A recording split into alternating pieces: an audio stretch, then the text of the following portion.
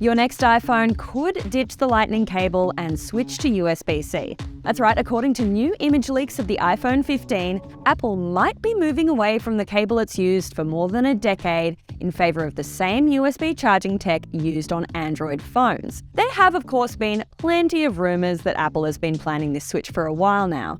Then, in late 2022, we saw new laws from the EU that will require phones sold in Europe to use USB-C for wired charging from 2024.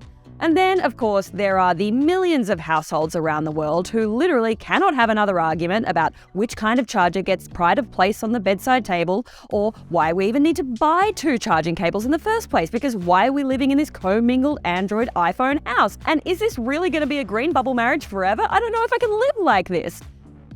Anyway, what was I talking about? Oh yes, I'm Reilly, and this is One More Thing.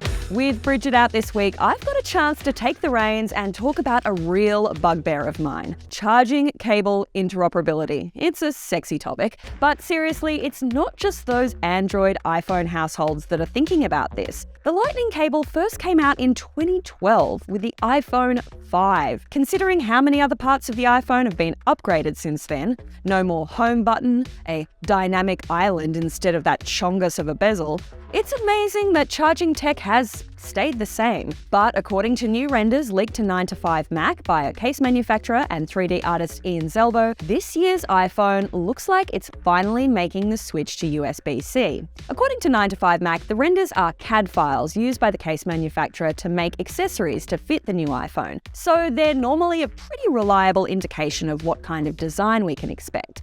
And there on the bottom of the iPhone 15 Pro, USB-C. The renders also give us a few other hints. We can expect thinner bezels on the iPhone 15 Pro, as well as a more sizable camera bump than its predecessor, which could probably indicate an upgrade on camera tech. Though, to be fair, camera upgrades are normally the one thing we do expect from a new iPhone launch at this stage. There's also more of a curve to the edge, which is a departure from that more flat edge design on the iPhone 14.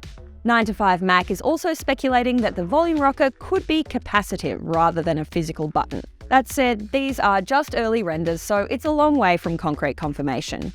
But back to charging. Why is USB-C a big deal? Well, it's just faster than Lightning, both in terms of charging and data transfer speeds. Lightning charging on the iPhone is limited to roughly 25 watts, but USB-C offers faster charging speeds. And in the case of USB PD, or USB power delivery, that could be 100 watts or higher. In fact, Apple already offers USB PD on MacBooks with support for this faster charging. The data transfer speeds, if you're still doing that via cable that is, are also faster. But it's also just a sign of where Apple has been heading. The company introduced USB-C to MacBooks in 2015, the iPad Pro in 2018, iPad Air in 2020, and iPad Mini in 2021.